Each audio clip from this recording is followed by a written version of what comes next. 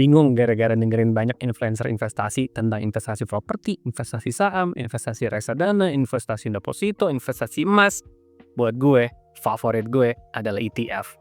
Yuk kita research bareng-bareng. Di video ini, gue akan bahas 4 hal penting tentang ETF supaya pensiun Bro Enesis tenang dan duit Bro Enesis bisa berkembang secara pesat.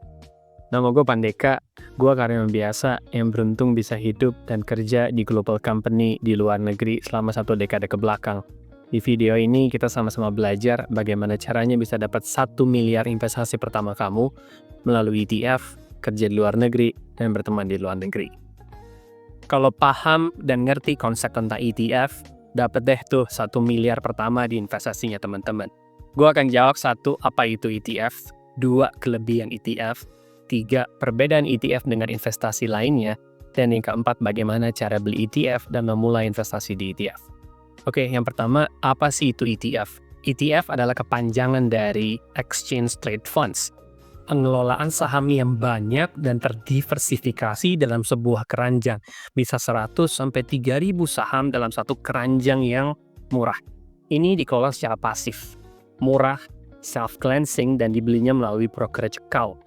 Pasif artinya kita tidak perlu tuh ngeliatin monitor setiap hari atau ngeliatin saham tiap hari.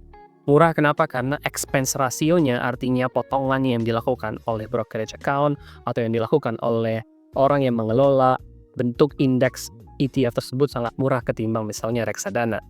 Dan self-cleansing artinya kamu perlu 1 ETF untuk punya sedikit dari semuanya. Jadi kalau misalnya ada 10 company yang tidak melakukan performa yang baik, masih ada 400 company lainnya yang bakal ngebantu secara keseluruhan ETF. Misalnya dulu, Unilever ada di S&P 500, tapi kalau performanya jelek, ETF manager seperti yang tadi kita sebutin, atau seperti BlackRock, Vanguard, otomatis bakal keluarkan perusahaan yang nggak perform. Jadi kamu tinggal invest, mereka ya kelola, dan dibelinya melalui brokerage account atau aplikasi. Oke, kelebihannya apa? Kelebihan ETF nomor 1 adalah populer. Ini penting, karena kita harus tahu bahwa ada jutaan orang lainnya melakukan transaksi ETF. ETF dengan ticker yang tadi saya sebutin, misalnya SPY. Silahkan search sendiri di Yahoo Finance, di Google, or ChatGPT kamu. Intinya, ETF ini ada 70 juta transaksi lebih setiap bulannya. Kedua, simple investment dan passive investment. Artinya ETF ini cocok buat kamu-kamu yang nggak mau tuh ngeliatin monitor yang banyak atau baca koran setiap harinya. Emang masih ada koran ya? Atau ngeliatin pergerakan saham setiap harinya. Bahwa ETF ini didesain untuk passive investor. Pasif artinya ETF dikelola untuk mengikuti indeks atau keranjang tertentu. Jadi ada abang-abang profesional yang ngurus investasi kita. Contohnya indeks S&P 500 yang isinya 500 perusahaan terbesar di Amerika sejak tahun 1957-an. Growth 10 tahun terakhir rata-rata sekitar 10-12% per tahun. Pesan penting, ETF itu bukan jual beli single saham. ETF itu bukan active trading. ETF itu boring. Tapi gue suka kalau yang boring dan pasti-pasti. Yang ketiga, expense rasionya rendah. Artinya biaya transaksinya itu rendah. Rendahnya berapa? Range rasionya sekitar 0,03 sampai 0,09%. Ketimbang reksadana yang agentnya atau brokerage account-nya nagih kita tuh lumayan besar. Ada reksadana yang bisa mencap kita sampai 1, sampai 2, sampai 3%. Perihal expense ratio ini, banyak orang yang suka ngagampangin, kan cuma 1%, kan cuma 2%. Coba deh teman-teman lihat atau hitung sendiri pakai ChatGPT. Anggap aja ada Budi. Budi investasi di S&P 500 melalui reksadana dengan cost rasionya, expense rasionya sekitar 2%. Dia investasi $300 per bulan selama 30 tahun. Anik juga melakukan investasi S&P 500 melalui tickernya SPY. Dia investasi 30 tahun juga, $300 per bulan juga, tapi cost expense rasionya hanya 0,09.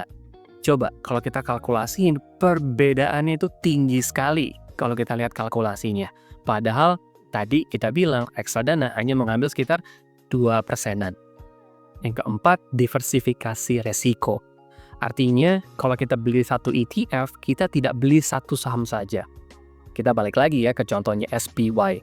Nah, ketika kita beli ETF SPY, kalau kita buka Yahoo Finance kita dan kita search di kolom search-nya dan kita lihat holdings-nya, itu kita lihat ada 500 company yang kita beli sekali kita beli ETF SPY.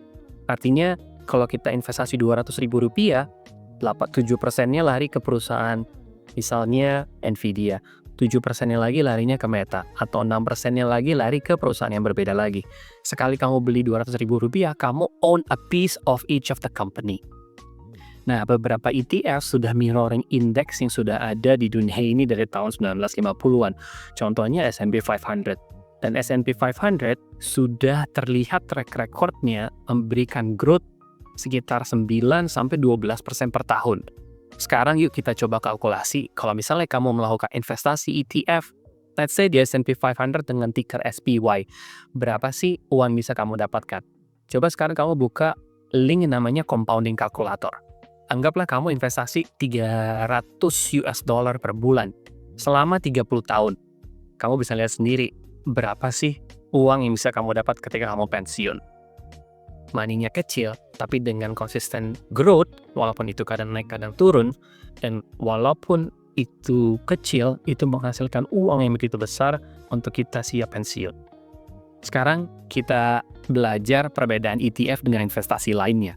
Mari kita buka yang pertama adalah investasi bond atau surat berharga obligasi. Nah, kalau di Singapura tuh memang tempat gue tinggal itu enak. Kenapa? Karena pemerintah mewajibkan setiap karyawan atau setiap businessman di Singapura untuk invest di bond yang kita sebut sebagai CPF. Hampir sekitar 18 juta lebih dari gaji gue sebulan itu lari langsung ke government bond. Jadi government itu juga bagus. Cuma returns-nya kecil. Dan preparasi pensiun kita jauh lebih panjang kalau kita masuk di government bond. Bagus, tapi return-nya kecil. Dan pasti jauh lebih aman dan jauh lebih safe ketimbang berbagai macam investasi di luar sana. Oke, kita bahas yang kedua, properti. Nah, kalau properti, alhamdulillah gue juga punya beberapa properti, tapi itu modalnya tinggi banget. Kenapa? Karena harganya juga mahal, dan itu tidak begitu liquid. Apakah penting punya properti? Sangat penting kalau menurut gue. Tapi itu dia, modalnya tinggi, dan ketika teman-teman dan bro and sis melakukan KPR, itu uang yang dikeluarkan bisa 2 kali lipat dari harga rumahnya itu sendiri karena bunganya tinggi sekali. Dan resikonya juga kadang-kadang beli rumah tuh kita belum tahu apakah ini akan naik atau akan turun. Most of the time itu bakal naik, tapi sekali lagi modalnya tuh besar. Dan buat bro and sis yang udah punya rumah 2, punya rumah 3, emang mau punya rumah berapa banyak sih? Baiknya kan investasi kita didiversifikasikan. Nah, yang ketiga adalah investasi saham. Nah, kalau investasi saham, teman-teman tahu sendiri, presiden kita juga bilang kadang-kadang itu bisa judi juga. Tapi nggak juga sebenarnya, karena kalau emang kita beli saham yang bagus, return kita bisa bagus. Anggap aja kalau misalnya kita tahu, kita bisa research bahwa AI akan membludak, akan tinggi banget value-nya, kita udah beli Nvidia dari 3 tahun lalu. Tapi even owner Nvidia sendiri nggak tahu bahwa Nvidia akan sebesar seperti sekarang. Artinya fluktuasi growth dari saham itu bisa tinggi sekali, atau kalau emang sebuah investasi bisa ngasilin sesuatu yang tinggi sekali, pasti dropnya juga bisa rendah sekali. Artinya volatility dari pembelian saham tunggal atau pembelian single saham itu benar-benar bisa bikin jantung kita deg-degsa. Gue pribadi bukan orang yang siap dan memiliki appetite risky yang tinggi seperti itu. Oke, tapi apakah stok bagus? Bagus juga kalau teman-teman tahu, paham, dan bisa mantengin tuh TV dan berita hampir setiap hari. Tapi gua beli saham mungkin hanya less dari 5% dari portfolio gua. Sisanya gua masukin banyak di ETF. Berikutnya, emas. Emas juga ini mah investasi kunci orang tua kita. Apakah gua punya? Gua juga punya beberapa emas di kantam. Cuman return-nya tuh rendah dan ada biaya-biaya lainnya juga yang harus kita bayar, which is normal. Tapi untuk orang-orang produktif seperti kita, emas itu adalah defensive investasi, bukan investasi growth, investasi yang kita preparasi untuk pensiun kita. Ini adalah defensive growth. Berikutnya reksadana. Reksadana juga dulu sebelum gue tahu ETF itu favorit gue banget. Tapi gue tidak mengkalkulasi hal yang tadi kita sebut di menit sebelumnya, bahwa expense rasionya tuh tinggi sekali. Dan sebenarnya kalau kita mau beli S&P 500 dan company-company besar yang kita tahu, itu kita tidak perlu agent, kita tidak perlu orang pinter untuk beli tersebut. Kita punya satu cara lain yang which is caranya adalah ETF. Favorit gue adalah ETF. Kenapa? Tadi gue udah sebutin semuanya. Gue bisa mendapatkan risk appetite yang sesuai gue mau, karena itu pasif. Karena itu mudah diakses dan mudah di-research. Ada historicalnya jelas di Yahoo Finance, di Google, dan seterusnya. Ada puluhan juta orang dalam sebulan yang melakukan transaksi ETF-nya. Dan ETF memberikan gue akses untuk membeli company-company besar di global sana dengan cara mudah dan cara yang murah. Oke, yang terakhir, gimana sih cara beli ETF? Nah, ETF harus dibeli pakai brokerage account. Kalau di Singapura tempat gue tinggal sekarang, itu brokerage account udah banyak banget. And mostly brokerage account yang ada di Singapura itu sifatnya global. Artinya mereka ada di Singapura, presence mereka ada di Malaysia, presence mereka ada di Europe, dan presence mereka juga beberapa ada di US. Nah, kalau di Singapura yang gue pilih adalah IBKR. Karena IBKR aplikasi itu udah ada lama, dan perusahaannya sendiri juga udah ada di dunia ini udah hampir 30 tahun lebih. Nah, kalau di Indonesia, gue melihat ada beberapa aplikasi yang bisa teman-teman pakai untuk beli ETF. Salah satunya adalah Peluang, berikutnya adalah GoTrade. Nah, teman-teman mungkin kalau yang lebih tahu tempat beli ETF di mana, mungkin teman-teman bisa komen di kolom komen di bawah. Please like dan subscribe kolom bottom di bawah berikut ya. Nah, belinya ETF yang mana? ETF paling favorit sebenarnya kalau secara strategi mudahnya itu belinya 3 macam. Satu adalah basic. Nah, kalau basic itu artinya mengcapture top 500 company yang ada di US. Karena US company itu juga adalah global company. Contoh kayak Apple kan mereka juga gede di negara-negara selain US. Nah, atau kalau teman-teman nggak begitu percaya sama US, teman-teman bisa beli satu ETF yang merepresentasikan seluruh emerging market as well as big markets.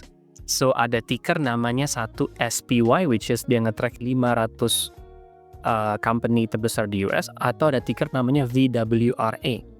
Ticker ini men-track hampir 3.000 company di seluruh dunia di emerging market seperti Samsung, Taiwan Conductor, Coca-Cola, Google, Nvidia, Microsoft, dan lain sebagainya di dalam satu ETF. Artinya ketika teman-teman beli satu ETF ini, duitnya Bro and Sis itu dibagi ke seluruhnya. Yang kedua, kita penting punya ETF growth. Nah, ETF growth yang paling terkenal di dunia dan yang paling banyak volume transaksinya adalah QQQ. Nah, kalau teman-teman beli QQQ, kalau teman-teman lihat juga di Yahoo Finance, ketika teman-teman press performance-nya selama beberapa tahun ke belakang, growth-nya itu tinggi sekali. Dan pas lagi drop juga dropnya lumayan dalam. Tapi kita lihat investasi ETF ini adalah investasi long term. Kalau kita lihat growth-nya selama 3 tahun, 5 tahun, 10 tahun, tuh growth-nya tinggi sekali. Lebih tinggi daripada SPY. Tapi ETF ini memang higher risk ketimbang ETF yang sebelumnya gue kasih. Terakhir adalah ETF yang memberikan kita dividen lebih. Artinya banyak company di luar sana yang memberikan kita itu persentase keuntungan setiap tahunnya, atau setiap kuarternya, atau setiap bulannya. Nah, kalau di Singapura gue beli ETF namanya SCHD. Teman-teman bisa Google sendiri di brokerage account teman-teman apa nama ticker ETF yang memberikan dividen tinggi. Kalau gue sih bagi aja 30% di growth, 30% di core, dan 30%-nya ada di dividend high ETF. Yuk, kita coba research lebih dalam lagi tentang ETF, investasi yang sederhana, murah, dan terdiversifikasi ini. Kalau teman-teman lebih tahu ETF lebih baik daripada gue, coba deh ajarin gue juga di kolom komen ini biar bisa sama-sama belajar. Nah, kalau teman-teman mau lebih tahu banyak tentang ETF, tentang low cost index funds, teman-teman bisa klik video yang berikut ini. Please, gue bukan financial advisor. Please do your own research. Tapi penting buat teman-teman mengerti investasi yang puluhan juta orang di dunia ini melakukannya. Dan ya, rezeki di tangan Allah, tapi subscribe di tangannya teman-teman. Please like dan subscribe kolom bottom di bawah berikut ya. Sampai ketemu lagi. Ciao.